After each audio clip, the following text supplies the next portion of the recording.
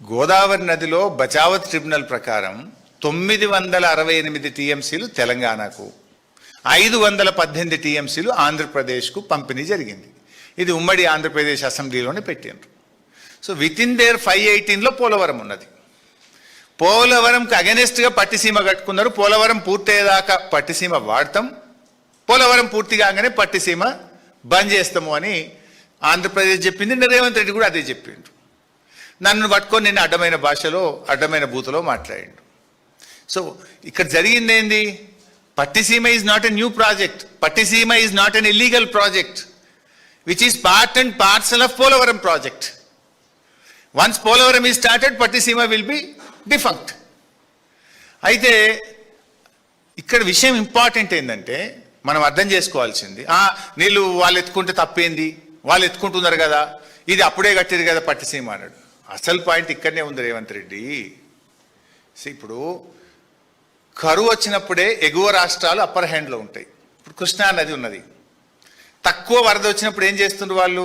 అటు తుంగభద్రలో నీళ్ళు ఆపుతుండ్రు, అటు ఆల్మట్లో నీళ్ళు ఆపితే మన జూరాల దగ్గర మంచినీళ్ళు లేక తల్లడిల్లిపోయి 1 టీఎంసీ ఇయ్యండి, 2 టీఎంసీలు ఇయ్యండి, మాకు మంచినీళ్ళకి లేవు అని అడుక్కుంటాం మనం. అట్లనే గోదావరి నది మీద కూడా ఏమవుతుంది కరువు వచ్చినప్పుడు?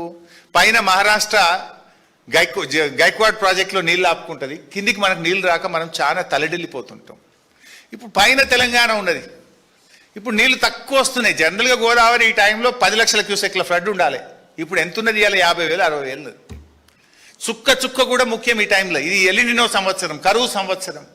ఇప్పుడు 50,000-60,000 వస్తే నువ్వేం చేయాలి? పైన ఉన్నోళ్ళు రప్ప రప్ప ఎత్తాలి కదా. నువ్వు ఈడ పైన కన్నెపల్లిలు ఎత్తాలి, ఆడ దేవాదుల గుంజాలి, ఆడ సీతారామాలకు గుంజితే 3 జాలు గుంజితే కిందికి సుక్కబోదు పట్టిసీమకు.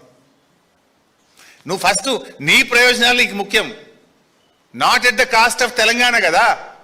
నువ్వు రప్ప గుంజితే ఈడ 33,000 క్యూసెక్కులు గుంజొచ్చు కన్నెపల్లి, దేవాదుల కాడ 2,500 క్యూసెక్కులు గుంజొచ్చు, సీతారామ కాడ 11,000 గుంజొచ్చు. మొత్తం 3 గుంజి పారేస్తే కింద ఆడేడు నడుస్తాయి పట్టిసీమ పంపులు. నువ్వు గుంజలేవు కనుకనే నీ గురువు గారికి గురుదక్షిణ చెల్లిస్తున్నావు కనుక నీళ్ళు కిందికి జారినాయి, వాడు పట్టిసీమ నడుపుకుంటుండు అని నేను అన్నా. Yes, I stand by that. నువ్వు నిజంగా కన్నెపల్లి నడిపింటే, దేవాదుల పూర్తి స్థాయిలో నడిపింటే, నువ్వు సీతారామ పూర్తి స్థాయిలో ఎత్తి ఉంటే కిందికి పట్టిసీమ మోటార్లు ఏడికెళ్ళి నడుస్తాయి. వీటిని వండబెట్టి నువ్వు కింద బారిస్తున్నావు. ఇవాళ ఈ నిమిషానికి నువ్వు డ్రామాలు ఆడుతున్నావు, ఎన్డీఎస్ఏ అని ఏదో కథలు పడుతున్నావు.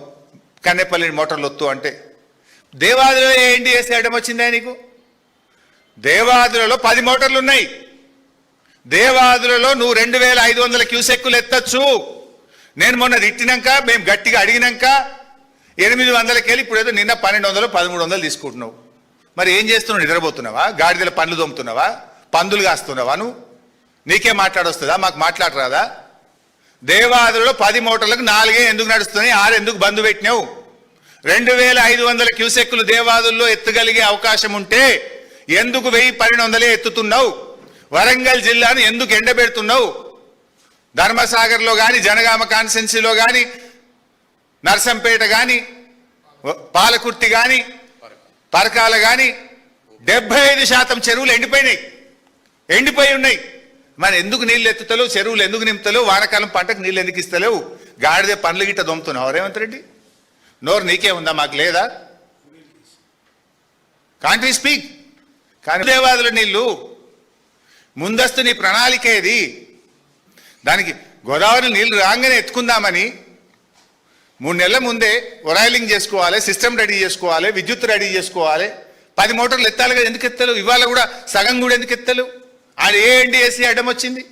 ఎవడు అడ్డం వచ్చింది? ఇక్కడ మేము గిట్ట అడ్డం వచ్చినామా? ఎందుకు ఎత్తలేవు నీళ్లు దేవాదుల కాడ? నేను ఎందుకో నోరిప్పలేను? పోతాం రేపో మాపో దేవాదుల కాడికి పోయి ఆడ ఎన్ని మోటార్లు నడుస్తున్నాయి, ఎన్ని మోటార్లు నడుస్తలేవో ఆ నది సాక్షిగా, నీ పంప్ హౌస్ సాక్షిగా మీ తప్పిదాన్ని ప్రజల దృష్టిలో పెడతాం.